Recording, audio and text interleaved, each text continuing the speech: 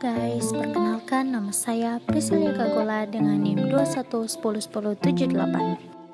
Saat ini saya akan membahas mengenai tes MBTI.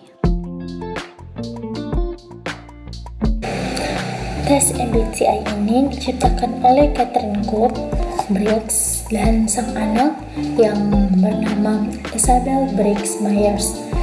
Keduanya juga terinspirasi dari Carl Jung yang mengemukakan ada 4 prinsip psikologis dari manusia. Secara harfiah, persepsi seseorang yang berpengaruh untuk menyadari beberapa hal seperti kejadian, orang lain, dan pemikiran. Setelah itu, terdapat penilaian yang menunjang seseorang memperoleh kesimpulan terhadap sesuatu. Awalnya, Briggs melakukan penelitian mengenai kepribadian pada tahun 1917. Dalam penelitian tersebut, melihat perbedaan kepribadian dari masing-masing anggota keluarga. Untuk menunjang penelitiannya, ia juga membaca berbagai biografi. Sampai kini, hasil penelitian Briggs mengkaji ada 4 tipe temperamen, yakni eksekutif, spontanitas, mediatif, dan sosial. Briggs juga berpedoman pada buku terjemahan Carl Jung bertajuk Psychological Types yang dirilis pada tahun 1923. Ia menyadari bahwa teori Jung berupa dan lebih lengkap dari teori yang dikemukakannya. Akhirnya, usai mendalami teori Jung, Briggs memitiskan memperbarui teori psikologis yang mudah diterapkan oleh banyak orang. Selanjutnya, Isabel Myers turut berpartisipasi dalam penelitian tersebut. Keduanya sama-sama berlatar belakang psikologis dan memfokuskan diri pada bidang psikometri. Kemudian, Briggs dan Myers menerbitkan buku yang berjudul The Briggs-Myers Type Indicator Handbook pada tahun 1956. Pada tahun 1962, Briggs dan Myers menerbitkan buku manual pembuatan MBTI. Selama perjalanan waktu, banyak dukungan yang mengalir seperti berasal dari Michigan State, UC Berkeley, dan University of Florida. Pada tahun 1980, Myers wafat dan akhirnya Mary McCauley memperbarui pedoman MBTI manual.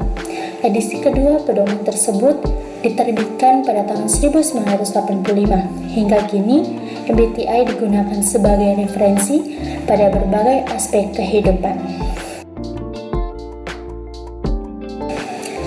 MBTI ini didasari pada teori yang dikemukakan oleh Carl Jung dalam bukunya yang berjudul Psychological Types. Dalam teorinya, Jung membagi fungsi psikologi manusia berdasarkan 4 kategori. Yang pertama, extrovert versus introvert. Kedua, thinking versus intuition. Yang ketiga, thinking versus feeling. Dan yang keempat, judging versus perceiving. Berdasarkan kombinasi dari keempat dikotomi dimensi tersebut, MBTI ini menghasilkan 16 tipe kepribadian.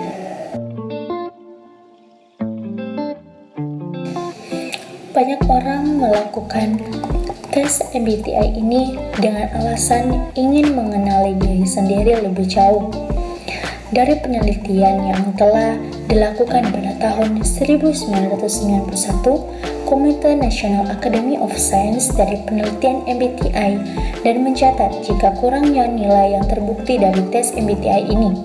Hingga saat ini belum ada bukti ilmiah yang mampu menegaskan jika MBTI terbukti akurat untuk menebak personalitas masing-masing orang. Selain itu, ahli filsafat asal Australia, Roman Krishnarik, juga mengungkapkan pendapatnya terkait keakuratan hasil tes kepribadian MBTI ini pada artikelnya di laman Fortune. Ia mengatakan, jika seseorang melakukan tes MBTI dan mengikutinya kembali dalam jeda 5 minggu, ada kemungkinan 50% bahwa individu tersebut jatuh pada kepribadian yang berbeda.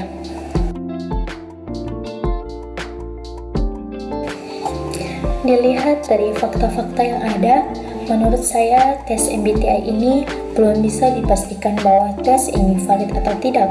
Hal ini dikarenakan melihat kepribadian seseorang yang bersifat kualitatif sehingga sulit untuk diukur dan bukan bersifat absolut, karena setiap individu itu dapat mengalami perubahan dalam hidupnya.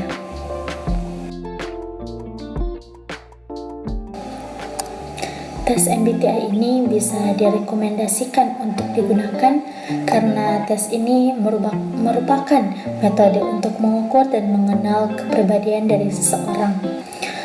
Tes MBTI ini bisa membantu mempelajari tentang kekuatan, kelemahan, perkiraan karir yang tepat, dan kecocokan dengan orang lain. Akan tetapi, jangan sampai kita terobsesi dengan tipe kepribadian tertentu sehingga tergoda untuk mengubah citra diri kita atau menjadikannya sebagai patokan hidup. Karena tes MBTI ini tidak selamanya akan sama. Selama seseorang terus berkembang atau berada di lingkungan yang berbeda, hasil tes MBTI pun bisa berubah-ubah.